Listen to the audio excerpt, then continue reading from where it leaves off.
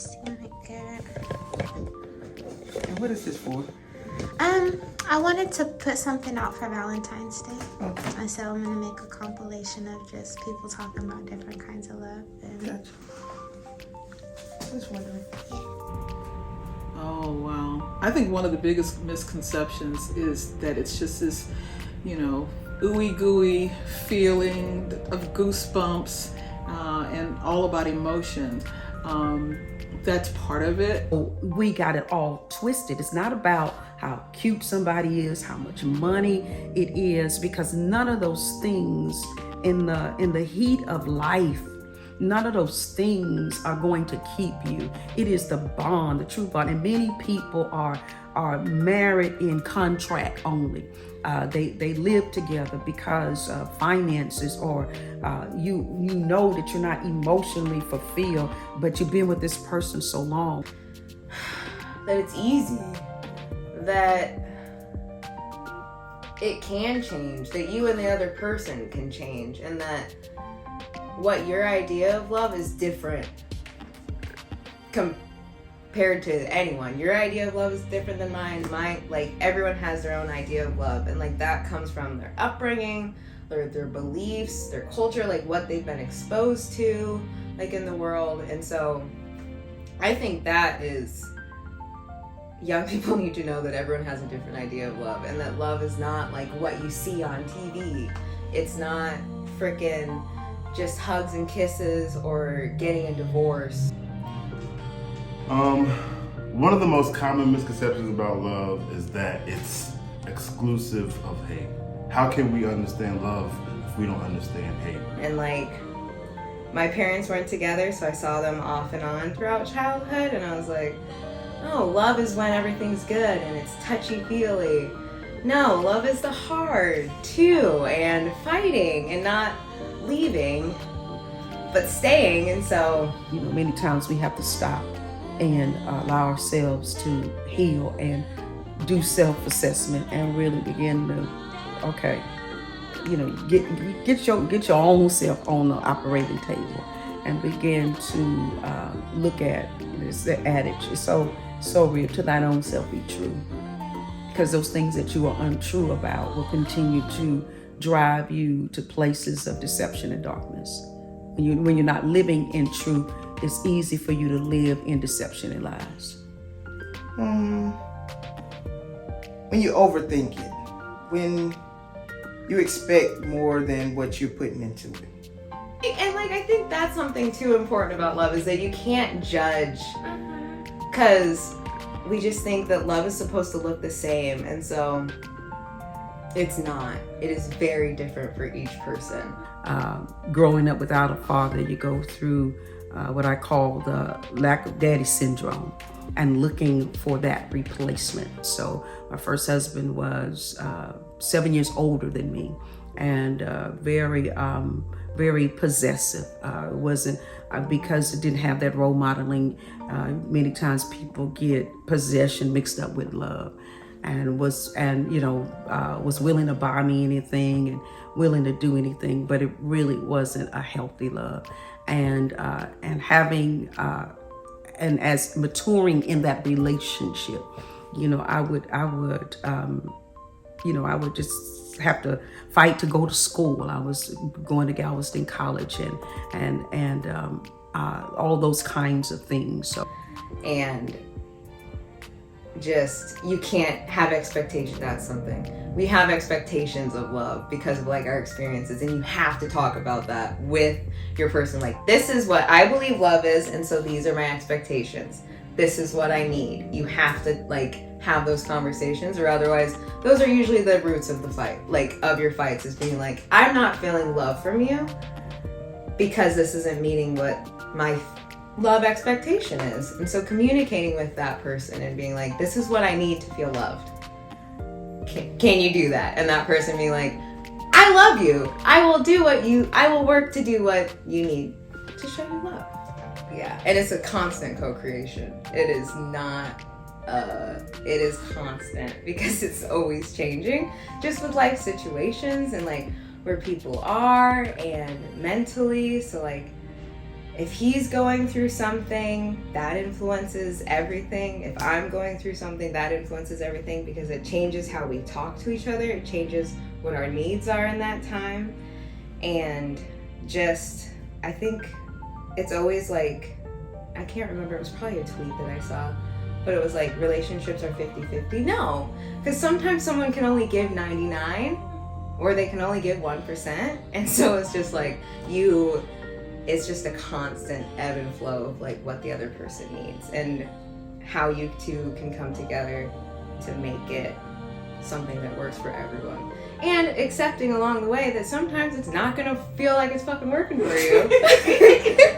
And then you're like, what do we need to do? But love is coming back and being like, okay, this isn't working for me right now. We need to figure out what we can do together so that it can work for both of us. But one of the things I was reminded of when I was talking with a friend not too long ago is that love is a verb. It's an action. And if it is only of an emotion, if it's only something that you think about or talk about, and it's not connected to what you do, then it's at best a very shallow type of love. It's different for every person, but like a constant at the same time, because it's changing with you as you grow, and like the experiences that you have and the experiences that other person has, and all of it just influences it. Yeah. Love is how we treat others, having their best interests in mind, even when that's not necessarily easy or convenient. Yeah, I love so deeply and so quickly, but I'm also selfish in realizing that I would put someone else's needs over my own. I am in love. I'm happy. Not that long. Yes. My idea of love started when I started my first and only serious relationship that I'm currently in, and have been in for 6 years. Oh my God, it'll be 7 years in November. Because it was my first relationship and the only serious one. We have a time will not permit to tell the whole story. But I've always known my husband because we grew up in the same community. He's 2 years older than me, so always, and when you in a community our size, going to school together, it's easy to know people and still not formally know them. So I always knew who he was. I was single for 10 years after a bad marriage. I took the time to learn myself, what I like, what I dislike, what I accept, what I don't accept, and strengthen myself. And without searching for love, love found me. And it snuck up on me to the point that it made me feel like a schoolgirl. So now, instead of me being googly-eyed in love, I'm like knowing real love, because we don't pretend. It's a feeling that naturally came. It's nothing that we work for. So it's been a good experience for the last 4 years. Well, 3.5, almost 4. And I wouldn't trade it for the world. My current relationship teaches me constantly about like what love is, and that it's always changing, and that it's hard. No one tells you that it's hard, and that you have to do work. But that's what started it. I found a friend first. I liked him, but not like in love with him. But as time grew, and then he presented himself the way he presented himself, to make sure all slates were clear, that he can focus solely on me. And he knew about my kids. Everybody told him how good my kids were. But then when he fell in love with my kids, and my kids grew a bond with him, to fall in love with him, we became a unit. So it's a strong love. It's a positive love. We build each other up, lift each other up. We hang out. When we're not together, we feel the difference when we're apart. Something's not right. It's off balanced. So when we come together, it's a force, and everybody recognizes it. We don't tell it, they recognize it. When they see him and don't see me, where she at? They see me and not him, where he at? So I know it's something that gives people hope and positive feelings and vibes, and give them something to look forward to. And it was so funny. And my mom was telling me, you need to just go out and just enjoy yourself. And when I called him, it's so funny. I didn't even know his real name. I was like, I don't even know this boy's real name, because we go by nickname. We knew each other by nicknames.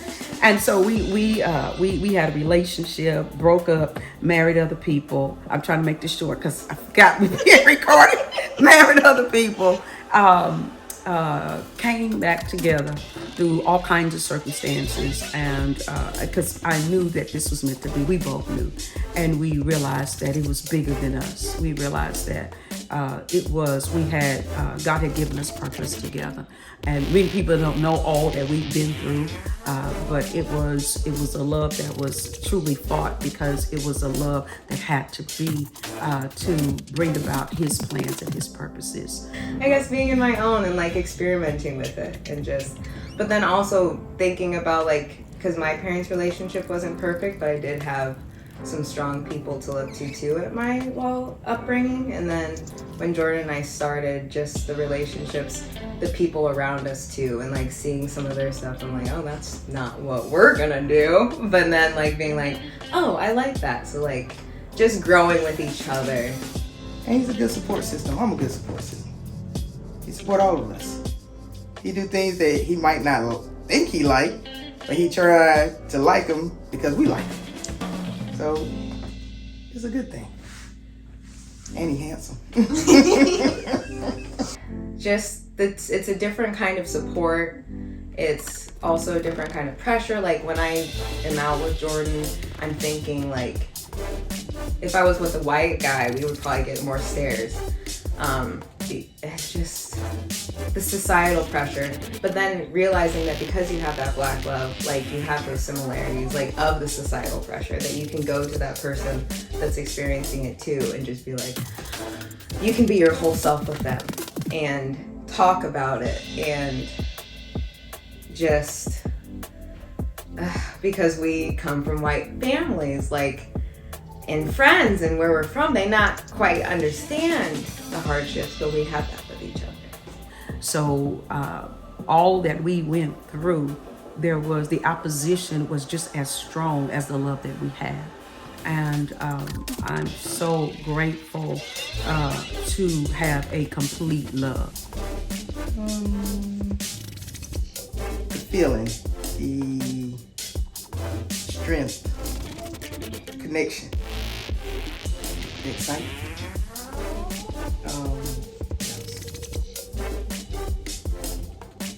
The tingling. I guess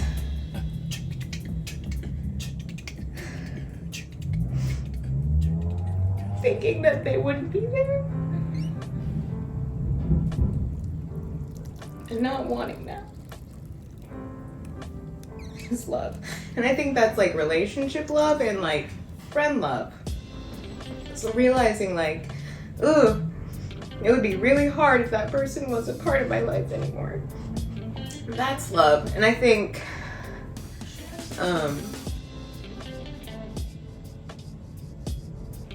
golly. And the first time I realized it was when I was just oh wow, I really do like this person. Yeah, and just being oh, I think this is the one that and the first having fights and being no, I could have 100 fights, but I'll still wanna. I feel I'm talking about fighting all the time, but the hards, knowing that you can get through the hards and wanting to get through the hards is love. And I think just feeling whole with that person, seeing yourself in them, but then being able to differentiate and seeing yourself together. along with them and like in the future with them. 30 years later, we're not 30 years later, we have raised wonderful children. We have worked in this community. Everything we've done together. Oh, if I had 3 minutes to share, I'd want to start with God's love, because to me, if we're going to talk about that topic, God's love is the gold standard. His love is where every other type of love emanates from. It fuels the love that we have for each other, and the love that we have for people in general, as well as in our direct one-on-one relationships. It's the ultimate love. He is love. It's the definition of his name. It's who he is. It's not what he is. He is love. I'm not like super. Well, I have problems with the church, with organized religion, but seriously, that Psalms, love is patient, love is kind. It really is. So, there is the bedrock of our marriage, and we rehearse this every anniversary. We rehearse 1 Corinthians 13, the love chapter, to see how we are living up to that standard, because we understand that marriage is a covenant. And this covenant is not just with me and him. This covenant is with the God that we serve. Behind every man is a strong woman. No, but besides a couple is a couple with each other. Because it can be crucial and it can cause a lot of heartache and pain. So once you both realize that you both play an equal role into it and give each other some leeway or more support, then it goes further. And you cannot live out his institution correctly if you don't understand what his requirements are for that institution, and don't understand the roles of a husband and the roles of wife. In Christendom, it is mistaught about submission. It is mistaught about helpmeet, and many women and many men, marriages are dysfunctional, even if they think they are carrying out a biblical example, because the word help meet means azar kenegdo in Hebrew, and it means power for power, measure for measure, that the woman is a power equal to man. Eve could not have been a helpmeet to Adam if she had not had the same or more wisdom. If you notice that wisdom is called a she in the Bible. Anybody that's going to help you has to have at least the same amount of knowledge or more to be a true help to you. So it's not a subservient or you help me with my goals or whatever. As a matter of fact, the Bible, that verse that talks about submission, it first proceeds with submit to one another. Submit to one another. And it is an institution where man and woman, Ish and Ishai in Hebrew, together, Adam was male and female, and together they had dominion. Together they were given authority, and together they were given power. And so when you don't understand the roles of each, anytime you don't understand purpose, then abuse is inevitable. Say if one person is working all the time and the other person could be a stay-at-home. They feel like because you're staying at home, you're not working. When in reality, you're doing just as much work at home as you're doing outside of the house. So you have to balance that out and know that just because you leave the house and have these emotions and feelings, I'm in the house and I have these emotions and feelings as well. So I've seen that part. So don't dog me out because I'm not the one out there making the bread and the butter, but I'm home churning the bread and the butter to make sure the family is fed. It talks about submission being a willful adaptation, and the whole concept of marriage is a picture of God's love for his people and Yeshua Jesus, his love for the church, and he gave his all as a sacrifice, and so we respond to that love. He gave himself. We respond to his love by willfully submitting. That's why, salvation is a choice that each of us is extended. It's a gift, but we have to receive it. And when you understand the sacrificial love that was given for us to have life more abundantly on this side and even experience life eternal in the world to come, and what is required of us is that he says, if you love me, you'll keep my commandments. And keeping those commandments, you're reflecting that love and you're reflecting his image and likeness in the earth.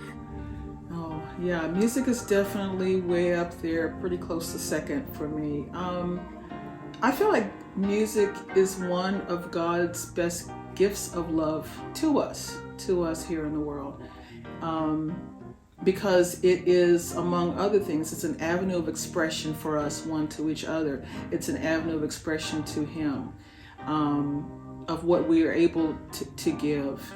And that happens if you're making music, if you're singing or playing instruments, or if you're just choosing a selection of music that you share with another person. I love the fact that one of the verses in the Bible in Zephaniah says that God rejoices over us with singing. I just am fascinated by the idea of, God singing over me. And that gift of music is one that I have been able to share with others in many different capacities, whether teaching or doing music therapy or performing, and it's just a great thing to share, especially when you're sharing it as part of a group. I have enjoyed singing, for example, with the Galveston Heritage Chorale, and I have played in the past with the Galveston Community Band on the alto saxophone, and so it's like a shared love experience with the other singers, other performers, and then when we are in a performance, a sharing with the audience. And it's totally non-verbal. It's hard to put in words, but it's there, and I think everyone feels it. So I believe that comes from God. That's a gift of God, and it's in a form of expression equal to no other. Why does it matter if they feel loved by their community?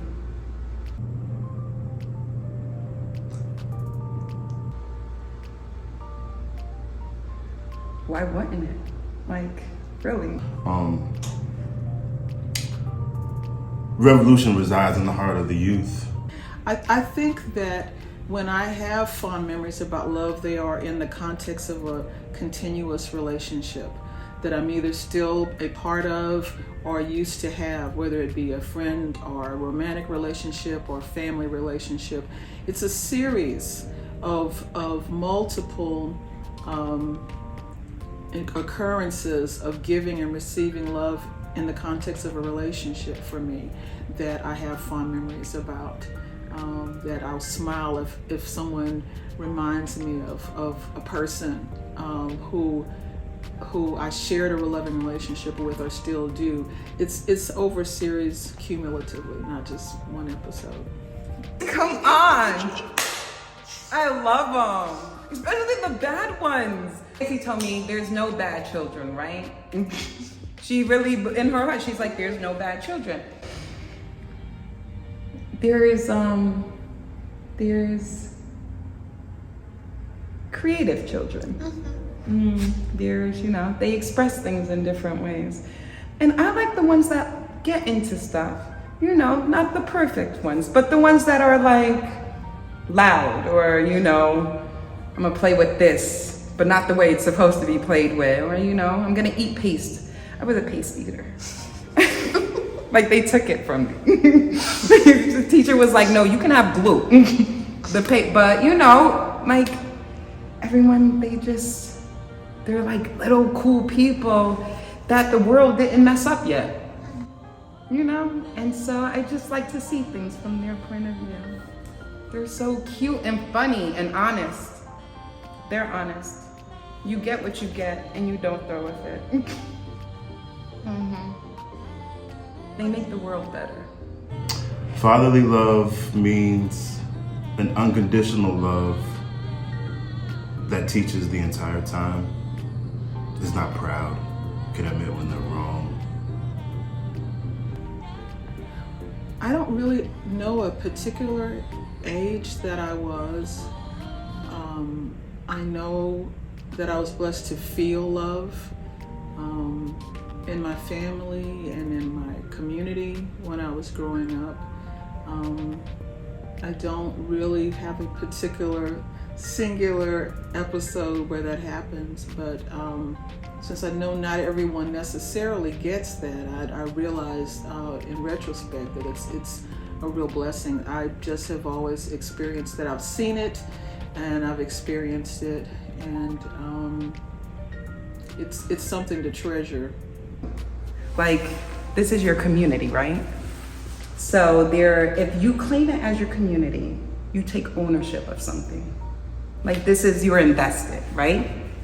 How could you be invested in something that doesn't care about you, that doesn't love you, doesn't protect you, doesn't make sure you get the same thing that everyone else gets?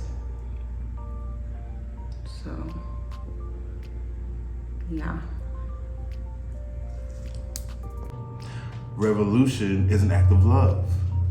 Revolution is a manifestation of love of self and a love of your people. And if you love yourself and you love your people, you'll do what you have to do to achieve self-determination. And for the young to know what and how to go about a revolution, there has to be some kind of tutelage there. And that should be the job of a father, to teach their child who, what, when, where, how to execute a revolution.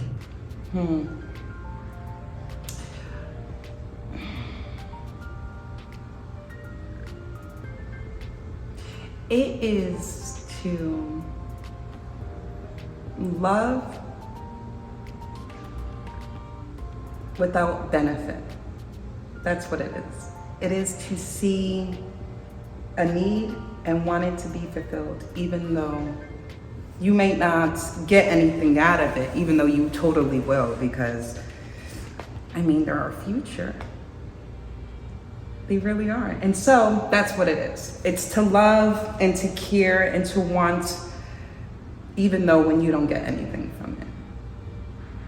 You have to love people enough to be honest, to be truthful, and do the best thing for them, and not necessarily what you want or what they want. When I hear the phrase Black love, I think of beauty, indescribable beauty, strength,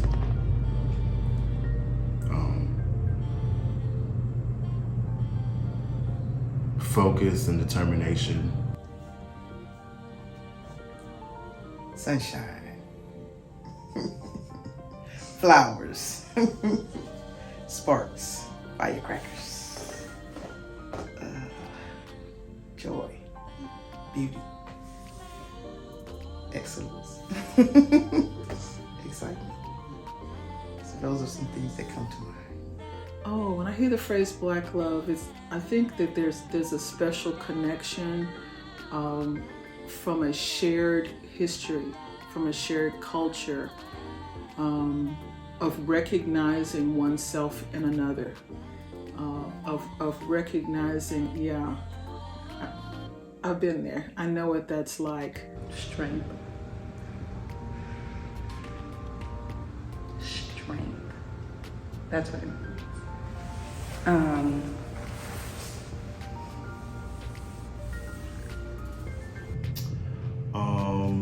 Rebellion and revolution. It's hard already for us. And so when you can find what truly is, I guess, the essence of life in the midst of the tyranny of the moment, there's nothing stronger. It's clearly an entity that is constantly trying to be stopped. So to pursue it is an act of rebellion. I'm a champion of Black men. I am, and I've birthed sons and greats. I mean, these are great young men. My nephews are great. My husbands are great. I've invested my life in young men. I'm a champion. I mean, they are kings. Swag, intelligent, gifted, champion of Black men, but I understand the support that they need to be, who they are. Of celebrating with one another, of crying with one another when tough times come, out of that shared thing of empathizing, of supporting one another. A love that has been challenged, that has went through adversity and still comes out better and better and better. And it has nothing to do with being anti any other people group, which is, I think, a common misperception that people have. It exists in conjunction with love for other people groups. It is just special and unique, and it's like a support, I think, that one knows one's not alone in the world. And it's not a matter of uniformity, but it is a matter of shared experience and shared history. And you think about that kind of love, even with our ancestors, and not being even able to experience that, but being separated, being sold, and just packing their love in their hearts. You know what I'm saying? Never to see their spouses or their children again, but but it motivated them just knowing that they loved that person enough, no matter where they were, no matter what plantation, wherever they were, that love kept them together. And that love, we are the descendants of that kind of love. I don't know.